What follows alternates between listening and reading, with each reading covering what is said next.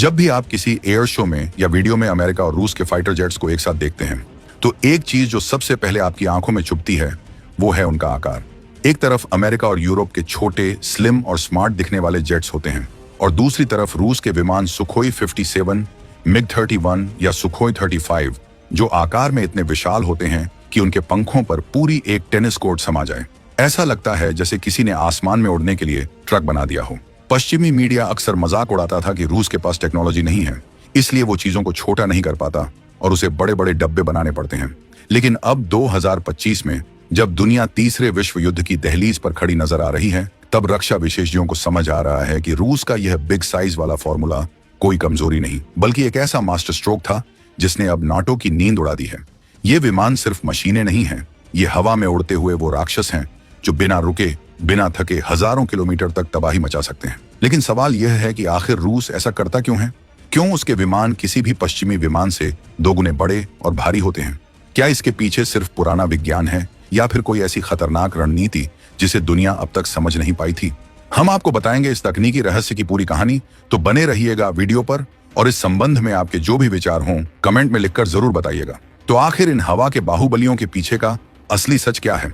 क्या यह सिर्फ दिखावा है या इसके पीछे कोई गहरी सैन्य मजबूरी छिपी है? क्यों एक रूसी पायलट को दो इंजन वाली भीमकाय मशीन दी जाती है जबकि अमेरिकी पायलट एक इंजन वाले छोटे विमान पर भरोसा करता है? क्या रूस की जियोग्राफी, उसका नक्शा इन विमानों के डिजाइन को तय करता है?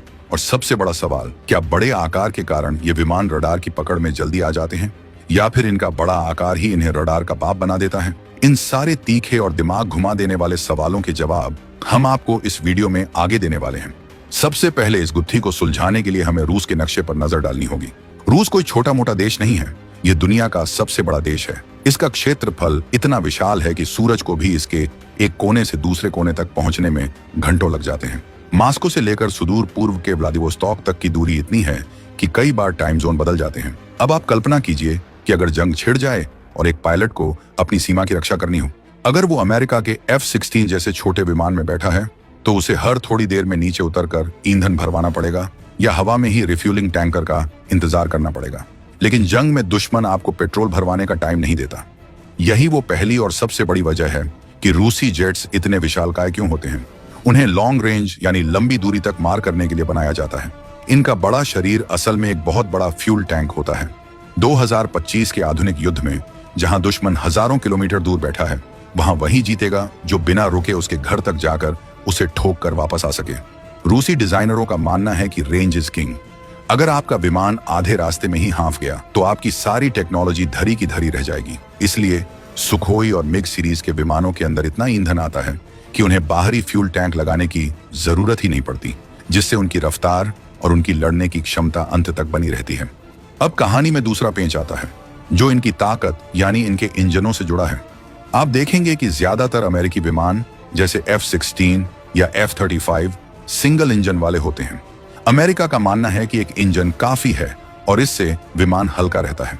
लेकिन रूस की सोच बिल्कुल अलग और बेहद आक्रामक है। रूस के ज्यादातर फ्रंटलाइन फाइटर जेट्स जैसे कि सुखोई 57 या सुखोई 30 ट्विन इंजन यानी दो इंजन वाले होते हैं और ये इंजन कोई आम इंजन नहीं होते, ये 3D थ्रस्ट वेक्टरिंग वाले पावर हाउस होते हैं। रूस का मानना है कि अगर साइबेरिया के सुनसान इलाकों में या आर्कटिक के जमे हुए समंदर के ऊपर उड़ते हुए दुश्मन की मिसाइल से या किसी तकनीकी खराबी से एक इंजन बंद भी हो जाए तो पायलट के पास घर वापस आने का दूसरा मौका होना चाहिए। साइबेरिया के जंगलों में क्रैश होने का मतलब है निश्चित मौत, क्योंकि वहां मदद पहुंचने में हफ्तों लग सकते हैं। इसलिए सेफ्टी और सर्वाइवल के लिए दो इंजन जरूरी हैं। और जाहिर सी बात है, दो बड़े इंजनों को फिट करने के लिए आपको एक बड़ा ढांचा एयरफ्रेम चाहिए। यही वजह है कि ये विमान इतने चौड़े और भारी भरकम दिखते हैं। लेकिन इसका एक और फायदा है पावर। दो इंजन मतलब दोगुनी ताकत।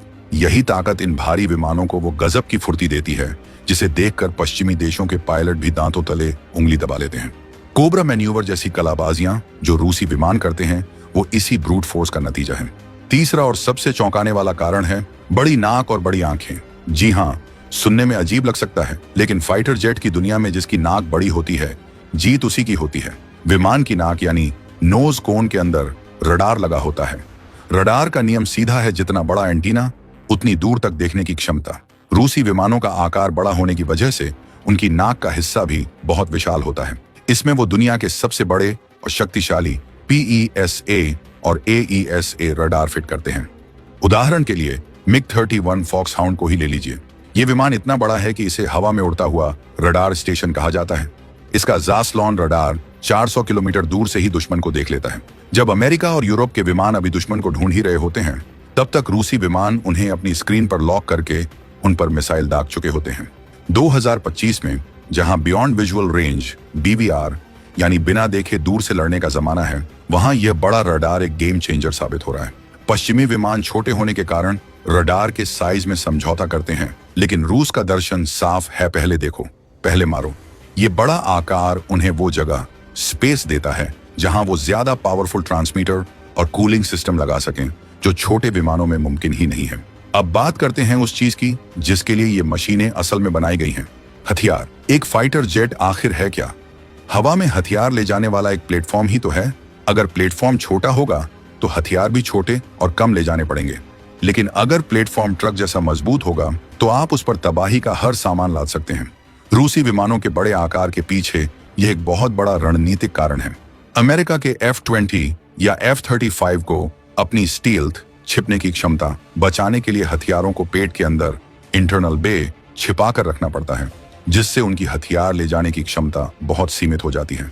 लेकिन रूसी सुखोई और मिग विमान अपने विशालकाय पंखों के नीचे और पेट के अंदर दोनों जगह भारी भरकम मिसाइलों का जखीरा लेकर उड़ते हैं। 2025 में रूस ने जो किंझाल जैसी हाइपरसोनिक मिसाइलें बनाई हैं, वो इतनी भारी और बड़ी हैं कि उन्हें ले जाने का दम सिर्फ MiG-31 या सुखोई 57 जैसे राक्षसों में ही है। एक छोटे यूरोपीय विमान के बस की बात नहीं कि वो ऐसी मिसाइल लेकर टेक ऑफ भी कर सके। रूस की सोच ये है कि जब आप जंग के मैदान में जाएं तो आपके पास गोलियां खत्म नहीं होनी चाहिए। उनके विमान बॉम्ब ट्रक की तरह काम करते हैं, जो एक बार में ही दुश्मन के पूरे बेस को नेस्तनाबूद करने की क्षमता रखते हैं। यह हाई पेलोड कैपेसिटी उन्हें किसी भी मिशन के लिए सबसे घातक बनाती है। लेकिन क्या इसका मतलब यह है कि ये विमान रडार पर आसानी से दिख जाते हैं? पश्चिमी आलोचक हमेशा यही कहते थे कि रूसी विमान बड़े हैं, इसीलिए इनका RCS रेडार क्रॉस सेक्शन ज्यादा है और इन्हें मार गिराना आसान है। लेकिन 2025 की हकीकत कुछ और ही कहानी बयां कर रही है। रूस ने अपनी सुखोई 57 में प्लाज्मा स्टील्थ और रडार सोखने वाले खास मटेरियल का इस्तेमाल करके इस कमी को काफी हद तक दूर कर लिया है। इसके अलावा रूस का लड़ने का तरीका डॉक्ट्रिन ही अलग है।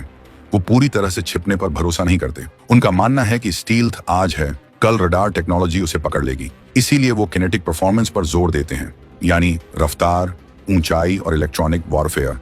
रूसी विमानों में खिबिनी जैसे शक्तिशाली इलेक्ट्रॉनिक जैमिंग पॉड्स लगे होते हैं। इनका आकार बड़ा होने की वजह से इनमें इतनी बिजली पैदा करने की क्षमता होती है कि ये दुश्मन के रडार को अंधा कर सकते हैं। मतलब आप उन्हें देख तो लेंगे कि कोई बड़ा सा विमान आ रहा है, लेकिन आप उन पर निशाना नहीं लगा पाएंगे क्योंकि आपकी मिसाइल का गाइडेंस सिस्टम जाम हो चुका होगा। यह ब्रूट फोर्स जैमिंग की तकनीक छोटे अमेरिकी विमानों के बस की बात नहीं है, क्योंकि उनके पास इतनी बिजली पैदा करने वाले जनरेटर लगाने की जगह ही नहीं होती। इस पूरी कहानी में भारत का कनेक्शन भी बहुत गहरा और गर्व करने वाला है। भारतीय वायुसेना भी इसी बिग बॉय थ्योरी पर विश्वास करती है, इसीलिए हमारी रीढ़ की हड्डी सुखोई 30 MKI है। ये भी उसी रूसी परिवार का एक विशालकाय सदस्य है। भारत भी एक बड़ा देश है। हमें लद्दाख की ऊंची चोटियों से लेकर हिंद महासागर के गहरे पानी तक नजर रखनी होती है। एक छोटा विमान जैसे तेजस या रफाल एक खास रोल के लिए तो अच्छा है, लेकिन जब बात चीन के अंदर घुसकर मारने की हो या अंडमान से लेकर मलक्का स्ट्रेट तक गश्त लगाने की हो, तो हमें सुखोई जैसे बाहुबली की ही जरूरत पड़ती है। 2025 के अपडेट्स बताते हैं कि भारत अपने सुखोई बेड़े को सुपर सुखोई में बदल रहा है, जिसमें और भी बड़े रडार और ब्रह्मोस जैसी भारी मिसाइलें लगाई जा रही हैं। ये सब इसलिए मुमकिन है क्योंकि इस विमान का बेसिक डिजाइन बड़ा और मजबूत है। चीन के पास भी रूसी नकल वाले विमान हैं, लेकिन भारतीय पायलटों की ट्रेनिंग और इन विमानों के साथ हमारा सालों का अनुभव हमें चीन पर एक बड़ी बढ़त दिलाता है। हम जानते हैं कि इस विशालकाय शरीर का इस्तेमाल हवा में कैसे करना है। जब एक सुखोई 30 हवा में दहाड़ता है तो पाकिस्तान के F-16 अपने बिलों में छिपना ही बेहतर समझते हैं, क्योंकि उन्हें पता है कि इस राक्षस से पंगा लेने का अंजाम क्या होगा। आपको क्या लगता है, क्या आज के जमाने में रूस की यह बिग एंड बोल्ड रणनीति अमेरिका की स्मॉल एंड स्टील थी रणनीति पर भारी पड़ेगी? क्या भारत को भविष्य में भी ऐसे ही भारी भरकम विमानों पर फोकस करना चाहिए, या हमें भी छोटे ड्रोन्स और जेट्स की तरफ मुड़ना चाहिए? अपनी राय नीचे कमेंट्स में पूरी बेबाकी से लिखिएगा।